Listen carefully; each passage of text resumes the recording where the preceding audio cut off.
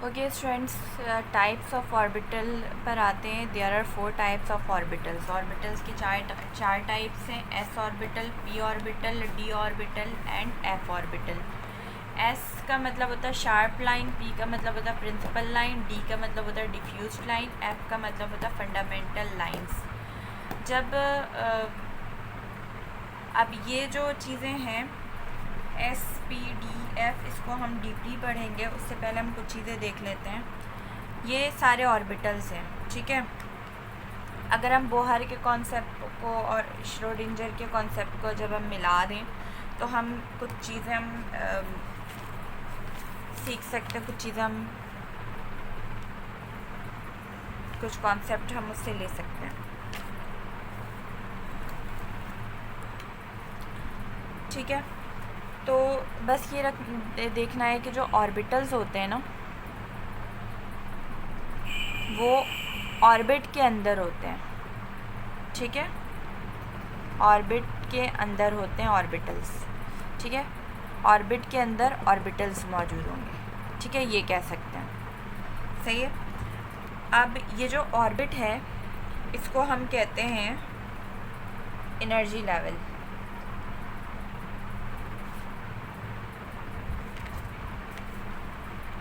ठीक है। इसको हम एनर्जी लेवल भी कहते हैं, इसको हम शेल भी कहते हैं, ठीक है, ऑर्बिट भी कहते हैं। और जो ऑर्बिट, एनर्जी लेवल और शेल्स होते हैं वो कौन कौन से टाइप्स के होते हैं? के होते हैं, शेल नंबर 1 है के, 2 होता है एल, 3 होता है एम, 4th नंबर वाला शेल होता है एन, 5th नंबर वाला होता है ओ, ठीक है।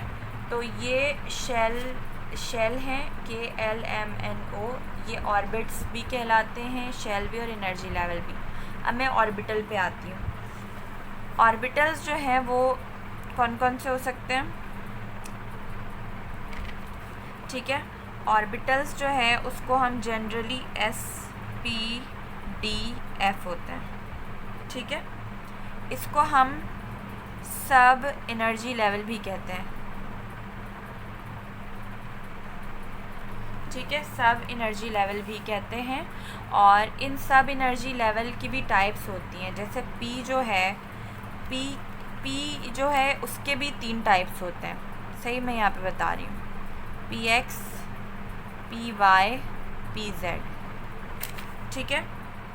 डी के 5 टाइप्स होते हैं, वो मैं आपको बताऊँगी आगे चलकर। एफ के 7 टाइप्स होते हैं, ठीक है, मैं यहाँ पे नंबर लिख देती हूँ 7, ठीक है, 5। मतलब डी के अंदर भी 5 ऑर्बिटल होते हैं, एफ के अंदर भी 7 होते हैं, इसके अंदर 3 होते हैं और ये बस एक ही होता है, ठीक है। तो ये सब एनर्जी लेवल्स हैं। अब ये जो पी एक्स को अकेले अगर मैं पढ़ूँ तो मैं इसको ऑर्बिटल कहूँगी, और इसके अंदर इन सब में इलेक्ट्रॉन की जो तादाद होती है वो फिक्स होती है, वो भी आगे बताऊँगी। अब देखो के पहला शेल है, ठीक है, शेल नंबर 1 है, तो इसके अंदर सिर्फ और सिर्फ एस का ऑर्बिटल मौजूद होगा इस शेल के अंदर, क्योंकि सबसे पहला है तो ये सबसे छोटा होगा ऑर्बिट, और इसके अंदर ऑर्बिटल फिर सिर्फ एस का एक ही ऑर्बिटल होगा मौजूद, ठीक है। एल पे आते हैं, तो एल 2nd नंबर वाला शेल है, ये थोड़ा सा बड़ा हो गया। अब ये बड़ा है तो इसके अंदर अब गुंजाइश ऑर्बिटल की भी ज़्यादा हो गई, तो इसके अंदर एस और पी दोनों के ऑर्बिटल आते हैं, ठीक है। और 3rd शेल ये और बड़ा हो गया, ठीक है, तो इसके अंदर एस भी आता है, पी भी आता है और डी, मतलब ये तीनों, इसके अंदर एस पी डी, ये तीनों ऑर्बिटल आ सकते हैं। फिर जो 4th होगा वो इससे बड़ा होगा, तो इसके अंदर 4th के अंदर एस का ऑर्बिटल भी आ सकता है, पी भी, डी भी और एफ भी, ठीक है। इसी तरह से इसमें भी ये सारे ऑर्बिटल्स आ सकते हैं, ठीक है। तो शेल के अंदर आप सपोज़ करो कि ऑर्बिटल्स मौजूद होते हैं, मतलब शेल से छोटे होते हैं ऑर्बिटल्स, ठीक है। अभी ये चीज़ें आप दिमाग में रखें। अब हम इन सब को हम अलग अलग पढ़ेंगे, एस क्या है, पी क्या है और एफ और डी क्या और एफ क्या है। एस ऑर्बिटल का जो शेप होता है वो होता है स्फेरिकल, सही है। स्फेरिकल का मतलब ये है कि ये कुछ इस तरह से होगा, ठीक है। और इस स्फेरिकल एस ऑर्बिटल के अंदर सिर्फ मैक्सिमम 2 ही इलेक्ट्रॉन आ सकते हैं, ठीक है। और इसकी ओरिएंटेशन जो है वो एक ही है। ओरिएंटेशन का मतलब ये है कि इसकी जो सिम्थ है इस गोल से ऑर्बिटल की, ये एक्स में है, वाई में है, जेड में, कहाँ है। तो आप इसको देख सकते हो, ये चारों तरफ से गोल है, तो इसकी कोई सिम्त बन ही नहीं रही है, नहीं तो ये एक्स की तरफ नज़र आ रहा है, ना वाई ना जी। तो इसकी ओरिएंटेशन जो है वो एक ही है, ठीक है। नॉन डायरेक्शनल है। अब देखो ये गोल है, कोई डायरेक्शन भी नज़र नहीं आ रही है कि ये किस तरफ इसका रुख है, कोई डायरेक्शन नहीं है, तो ये नॉन डायरेक्शनल है, ठीक है। नॉन डायरेक्शनल है। डायरेक्शन में यहाँ पे हेडिंग डाल देती हूँ, डायरेक्शन पे नॉन डायरेक्शनल, ठीक है। चार्ज डिस्ट्रीब्यूशन इसके अंदर यूनिफॉर्म होती है, यानी कि सेम होती है। देखो गोल है तो यहाँ पे चारों तरफ जो चार्ज है इलेक्ट्रॉन का सेम होगा। ऐसा नहीं कि यहाँ पर चार्ज ज़्यादा है, यहाँ कम है, यहाँ पे कम है, यहाँ पे ज़्यादा है, नहीं। इलेक्ट्रॉन की जो चार्ज की जो डिस्ट्रीब्यूशन है वो सेम होगी, ठीक है। और नोडल प्लेन इसके अंदर नहीं होता मौजूद, नो नोडल प्लेन।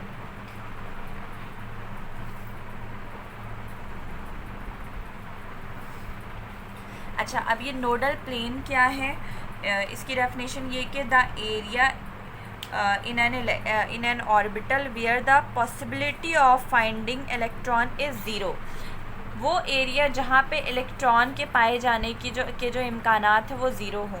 तो यहाँ पे कोई ऐसा एरिया नहीं है जहाँ पे इलेक्ट्रॉन ना हो सकते हैं, यहाँ पे चारों तरफ इलेक्ट्रॉन मौजूद हो सकते हैं। पी ऑर्बिटल के बारे में ये है कि पी का जो शेप होता है वो होता है डंप बेल, कुछ ऐसा होता है, ठीक है। डंप बेल शेप का होता है ये। मैक्सिमम इलेक्ट्रॉन इसके अंदर 6 इलेक्ट्रॉन आ सकते हैं, ठीक है। ओरिएंटेशन जो होती हैं वो 3 होती हैं, पी एक्स, पी वाई और पी जेड। और इन सब में मैक्सिमम 2-2 इलेक्ट्रॉन आ सकते हैं। पी एक्स कैसा होता है दिखने में, कुछ ऐसा होगा, डायरेक्शन इसकी एक्स है। पी वाई कुछ ऐसा होगा, डायरेक्शन इसकी वाई है, ठीक है। और पी जेड कुछ ऐसा होगा, डायरेक्शन इसकी ऐसी है। और हर ओरिएंटेशन में टोटल 2-2 इलेक्ट्रॉन आ सकते हैं। इस तरह से टोटल इलेक्ट्रॉन, मैक्सिमम इलेक्ट्रॉन 6 होंगे, ठीक है।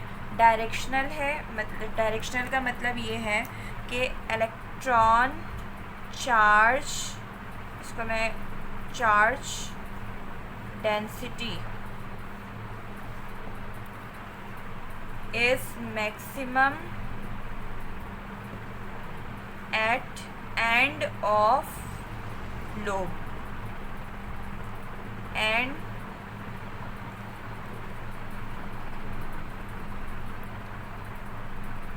it has nodal plane between the point of intersection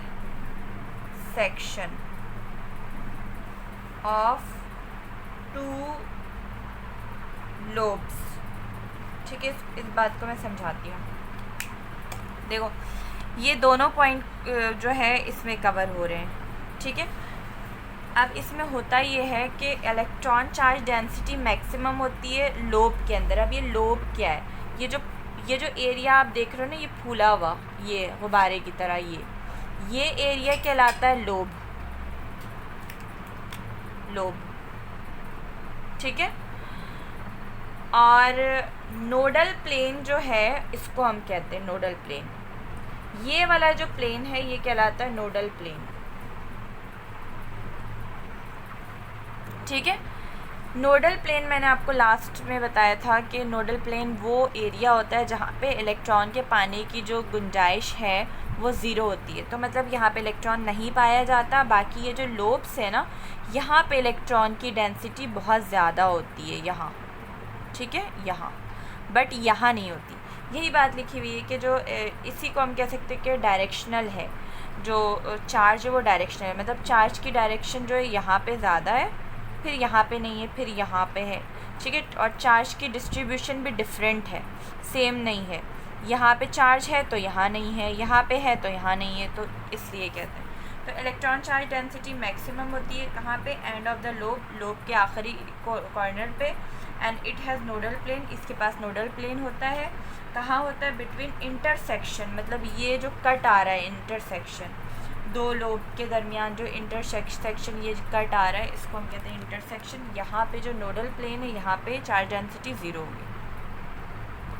D orbital पर आते हैं। डी ऑर्बिटल का जो शेप होता है वो कॉम्प्लेक्स होता है, तो हम इसको यहाँ पे नहीं बना सकते क्योंकि इसके अंदर जो एक्सेस होते हैं, डायमेंशन होते हैं, काफ़ी ज़्यादा होते हैं, ठीक है। मैक्सिमम इलेक्ट्रॉन इसमें 10 होते हैं, जो कि हमें याद रखना है। और ओरिएंटेशन जो है इनकी 5 होती हैं, ठीक है।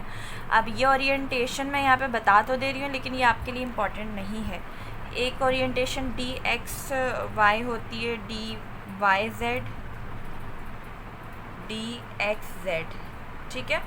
3 d x square y square d z square, ठीक है। 1 2 3 4 5 ओरिएंटेशन होती है। आपको पता है हर ओरिएंटेशन में 2 ही इलेक्ट्रॉन की गुंजाइश होती है, जो कि मैंने पी में भी बताया था, ठीक है। तो इस तरह से टोटल 5 ऑर्बिटल्स हैं। इनको हम ऑर्बिटल, इन ओरिएंटेशन को हम ऑर्बिटल भी कह सकते हैं। एक ऑर्बिटल 2 3 4 5, ठीक है। हर में 2 इलेक्ट्रॉन आएंगे, तो टोटल इलेक्ट्रॉन तो 10 ही होंगे, ठीक है। अब एफ ऑर्बिटल का क्या है? इसमें भी जो इसका जो शेप होता है इसका भी कॉम्प्लेक्स होता है। हम इसको 3D में बनाते हैं, मतलब हम इसको बोर्ड पे नहीं बना सकते हैं, इनके एक्सेस ज़्यादा होते हैं।